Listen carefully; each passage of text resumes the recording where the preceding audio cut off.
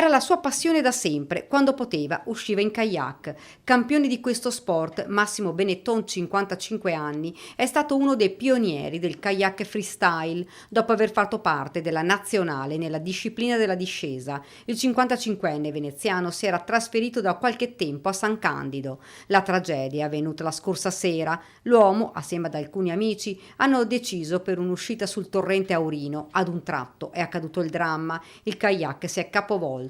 A dare l'allarme intorno alle 21 i compagni di escursione che avevano perso di vista l'amico. Sul posto sono intervenuti immediatamente i vigili del fuoco che poco dopo hanno recuperato il 55enne dalle acque, lo hanno consegnato agli operatori del SUM 118 che hanno tentato l'impossibile per strapparlo alla morte, ma il cuore di Massimo Benetton ha smesso di battere poco dopo. La notizia ha raggiunto subito la comunità di Meolo, paese d'origine del campione e zio dell'assessore comunale Alice Benetton, il ricordo del sindaco Daniele Pavan. Massimo Benetton era appunto un uomo solare che aveva fatto della sua passione poi anche il suo lavoro, in quanto era praticamente un costruttore di kayak e comunque amante dello sport, e il fatto ci ha lasciati tutti quanti stupiti, senza parole purtroppo, e quindi anche a nome della comunità intera meolese rivolgo alla famiglia Benetton le condoglianze più sentite. Il paese si è stretto al dolore della famiglia, che in queste ore si è recata a San Candido per le formalità di rito.